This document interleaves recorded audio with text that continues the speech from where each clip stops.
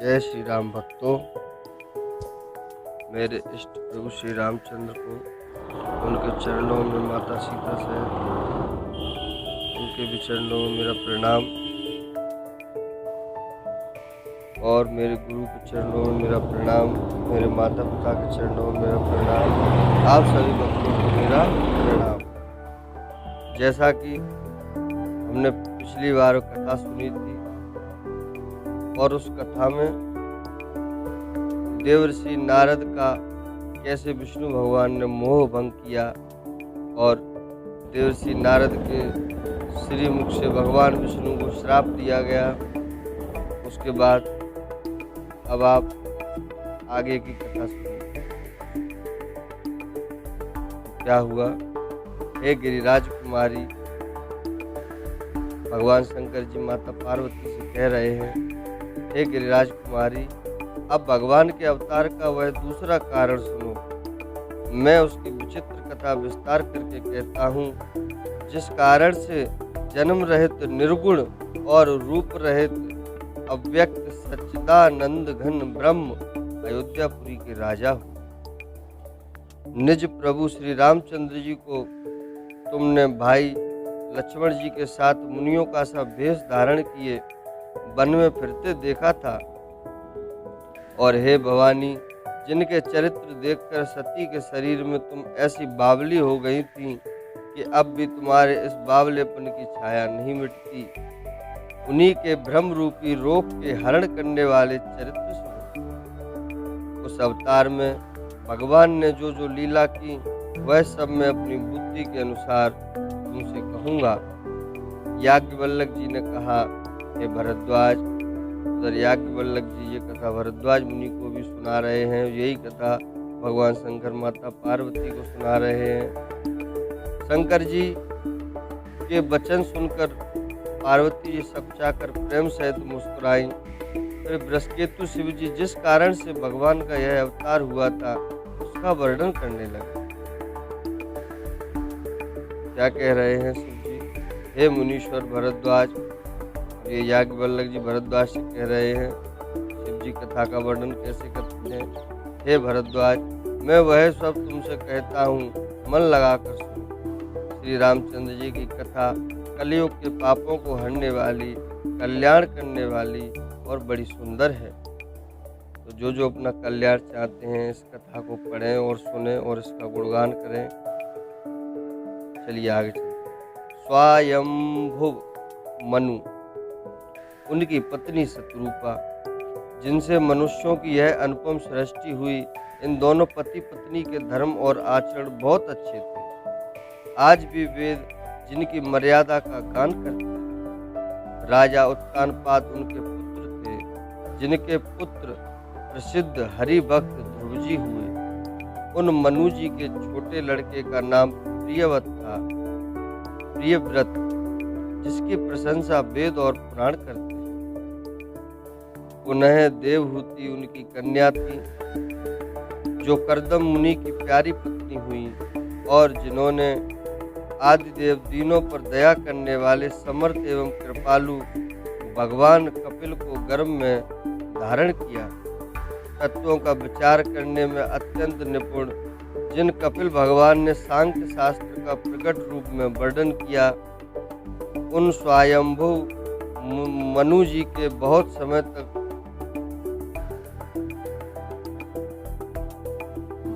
तक राज्य किया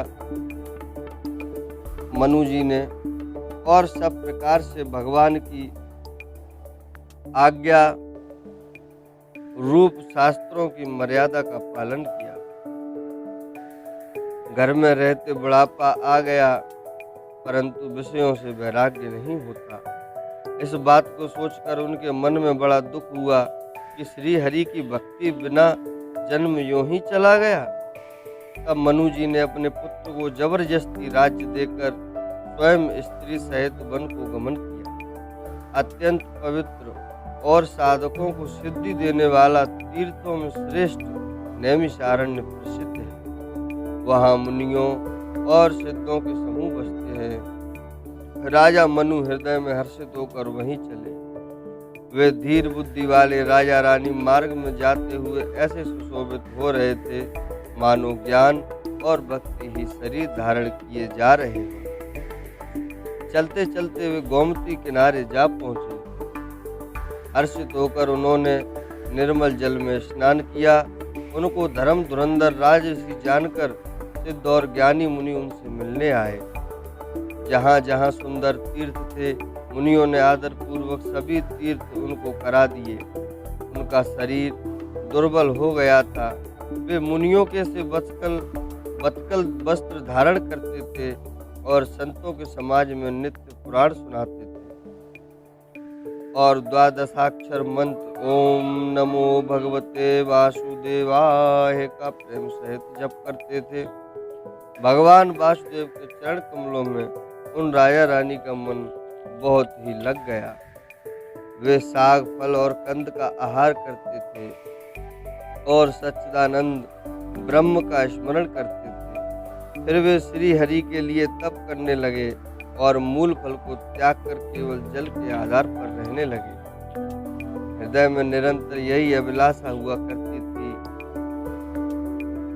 कि हम कैसे उन परम प्रभु को आंखों से देखें जो निर्गुण अखंड अनंत और अनादि हैं और परमार्थवादी यानी कि ब्रह्म ज्ञानी तत्ववेत्ता लोग जिनका चिंतन किया करते हैं, जिन्हें वेद नेति नेति कहकर निरूपण करते हैं, जो आनंद स्वरूप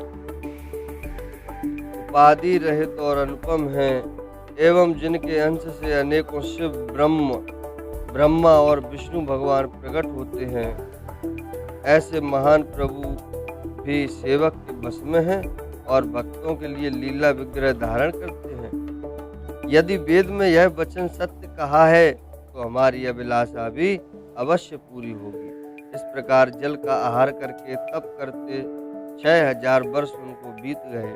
फिर 7000 वर्ष वे वायु के आधार पर रहे। 10,000 वर्ष तक उन्होंने वायु का आधार भी छोड़ दिया। दोनों एक पैर से खड़े रहे।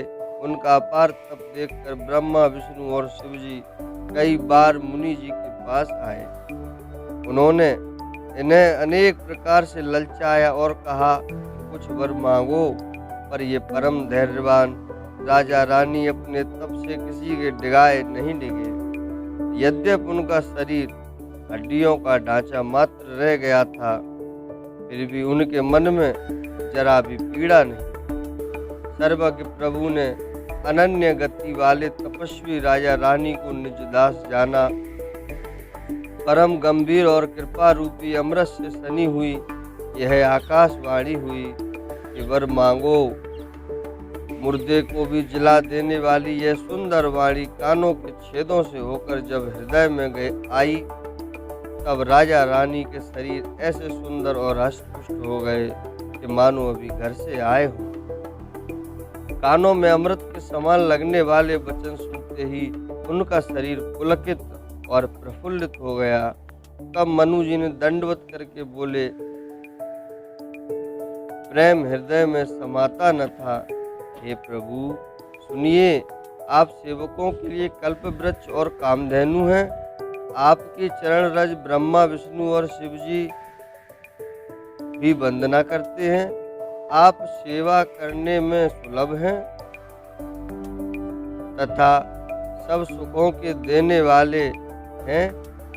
आप शरणागत के रक्षक और जड़ चेतन के स्वामी हैं। हे अनाथों का कल्याण करने वाले, यदि हम लोगों पर आपका स्नेह है तो प्रसन्न होकर यह वर दीजिए कि आपका जो स्वरूप शिवजी के मन में बसता है और जिसकी प्राप्ति के लिए मुनि लोग यत्न करते हैं, जो काकभूषण जी के मन रूपी मान सरोवर में विहार करने वाला हंस है, सगुण और निर्गुण कहकर वेद जिसकी प्रशंसा करते हैं, हे शरणागत के दुख मिटाने वाले प्रभु, ऐसी कृपा कीजिए कि हम उसी रूप को नेत्र भरकर देख सकें। राजा रानी के कोमल विनययुक्त और प्रेम रस में पगे हुए वचन भगवान को बहुत ही प्रिय लगे। भक्त वत्सल कृपा निदान, संपूर्ण विश्व के निवास स्थान, यह समस्त विश्व में व्यापक सर्व समर्थ भगवान प्रकट हो गए। भगवान के नीले कमल नीलमणि और नीले मेघ के समान कोमल प्रकाश मय और सरस श्यामवर्ण चिन्मय शरीर को देखो तो उसकी शोभा देखकर करोड़ों कामदेव भी लया जाते हैं। उनका मुख शरद पूर्णिमा के चंद्रमा की समान छवि की सीमा रूप था। गाल और ठोड़ी बहुत सुंदर थे। गला शंख के समान, लाल होठ, दांत और नाक अत्यंत सुंदर थे। हंसी चंद्रमा की किरणावली को भी नीचा दिखाने वाली थी। नेत्रों की छवि नए खिले हुए कमल के समान बड़ी सुंदर थी। मनोहर चितवन जी को बहुत प्यारी लगती थी। टेढ़ी भौहें कामदेव के धनुष की शोभा हरने वाली थी। ललाट पर प्रकाशमय तिलक था।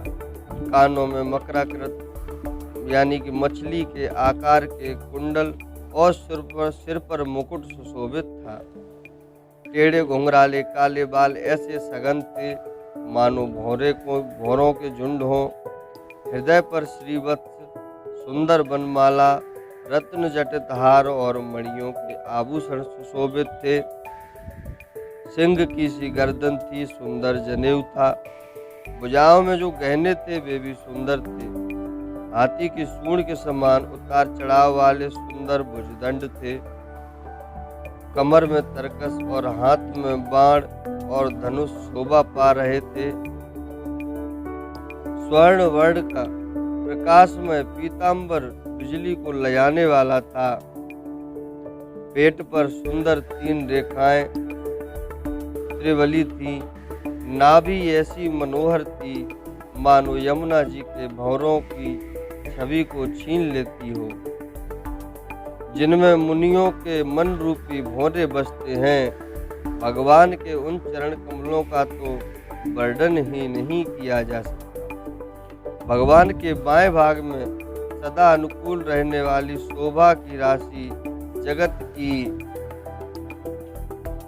मूल कारण रूपा आदि शक्ति श्री जानकी जी सुशोभित है।